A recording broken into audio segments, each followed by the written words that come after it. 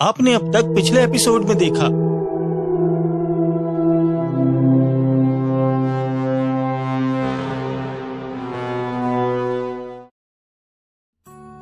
अब जादुई पेड़ अजय और अनीता को रोज सोने की पत्तियां देता है और दोनों पति पत्नी उन पत्तियों को पाकर बहुत खुश हो जाते हैं। साधु बाबा के आशीर्वाद से हमारे सभी दुख दूर हो गए। अनीता, तुम बिल्कुल सही कह रही हो। हमारे ऊपर अचानक दुखों का पहाड़ टूटा और पल भर में ही सब कुछ पहले की तरह ठीक हो गया। अब जादुई पेड़ अजय और अनीता को रोज सोने की पत्तियां देता है, जिसकी मदद से अजय और अनीता दिन ब दिन धनवान होते चले जा रहे थे और उनकी सारी गरीबी अब दूर हो चुकी थी। अजी, सुनते हो? अब हमारे पास पैसों की कोई कमी नहीं है। क्या अब हम अपने गांव वापस चले? वहीं चलकर रहेंगे और कोई अच्छा सा नया काम शुरू करेंगे। नहीं अनीता, मैं उस गांव वापस नहीं जाना चाहता। हम इतने वर्ष उस गांव में रहे, मगर समय आने पर किसी ने हमारी कोई मदद नहीं की। हमने सबके लिए अच्छा सोचा, मगर वक्त आने पर कोई हमारे काम नहीं आया। अब लोगों के मन भी बदल चुके हैं। लोगों में अब पहले जैसी बात नहीं रही। कल जब हमारे पास पैसा नहीं था तो किसी ने हमें नहीं पूछा। आज हमारे पास फिर पैसा है, लोग हमारे आगे पीछे घूमेंगे। मगर पैसा तो केवल एक दिखावा है। इंसान की कीमत तो बुरे वक्त पे पता चलती है। इसलिए मैं वापस नहीं जाना चाहता। मैं यहीं एक अच्छा सा मकान बनाकर यहीं खेती करूंगा और यहाँ के लोगों को समृद्ध बनाऊंगा।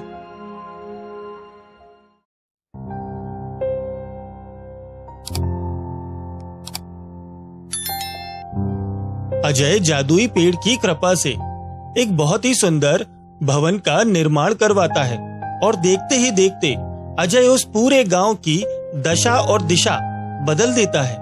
वह गांव में छोटे छोटे रोजगार खोलकर वहां के लोगों को आर्थिक रूप से सक्षम बनाता है।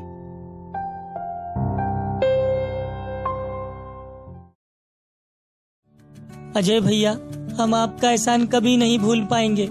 आपने हमें रोजगार दिया, वरना हम इतने वर्षों से तो रतन पटेल के शोषण का शिकार हो रहे थे। आप हमारे लिए भगवान हैं।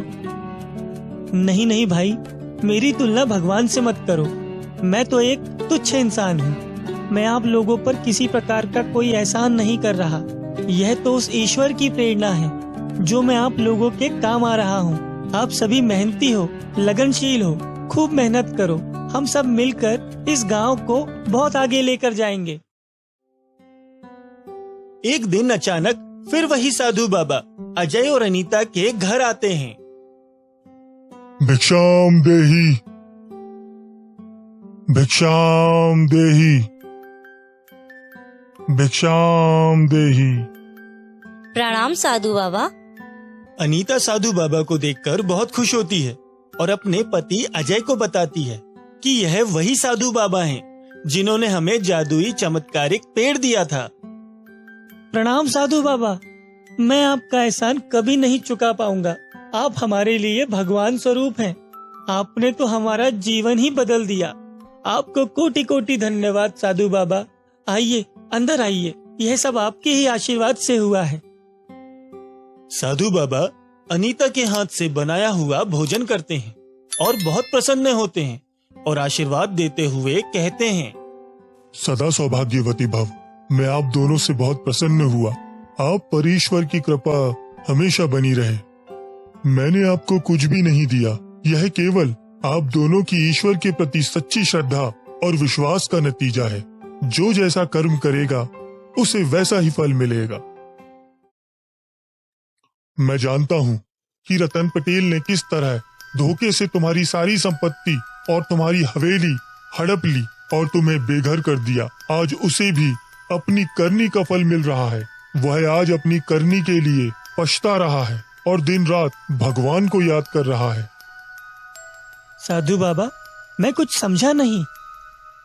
बेटा, आपके पिता ब्रजमोहन ने रतन पटेल से कुछ पैसा जरूर उधार लिया था, मगर उन्होंने अपनी खेती और अपनी हवेली कभी रतन पटेल के नाम नहीं लिखी, बल्कि रतन पटेल ने आपके पिताजी के भोलेपन का फायदा उठाते हुए संपत्ति के दस्तावेजों में हस्ताक्षर करवा लिए थे और उनकी मौत के बाद इस बात का फायदा उठाते हुए उसने पूरी जमीन और संपत्ति हड़प ली, जिसकी सजा उसे मिल रही है।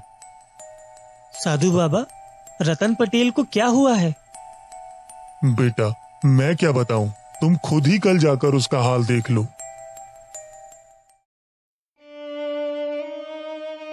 दूसरे दिन अजय रतन पटेल की हवेली पहुंचता है।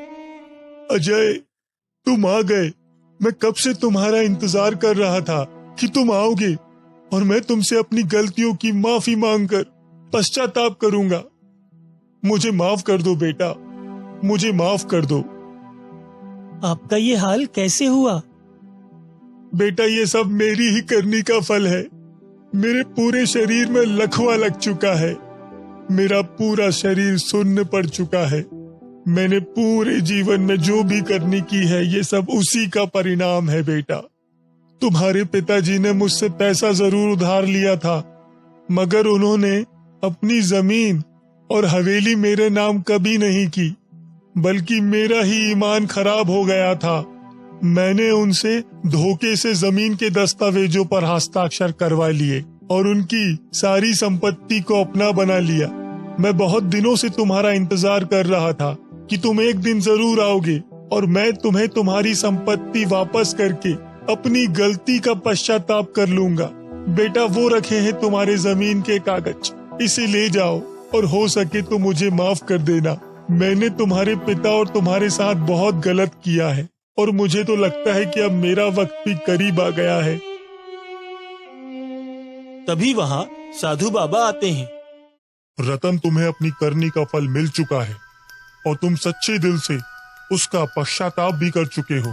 अगर तुम ये सबके सामने वादा करते हो कि दोबारा तुम ऐसा नहीं करोगे और अपने बचे हुए जीवन को लोगों की सेवा और मदद में गुजारोगे, तो ईश्वर तुम्हें जरूर माफ कर देगा।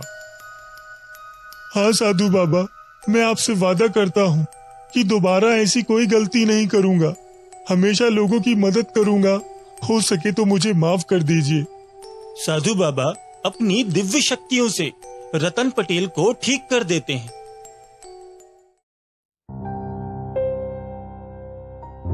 रतन ठीक होने के बाद अब अपने बचे हुए जीवन को लोगों की सेवा और भगवान की भक्ति में गुजारता है। अजय और रतन मिलकर गांव को आर्थिक रूप से सक्षम और आत्मनिर्भर बनाकर मानवता का परिचय देते हैं।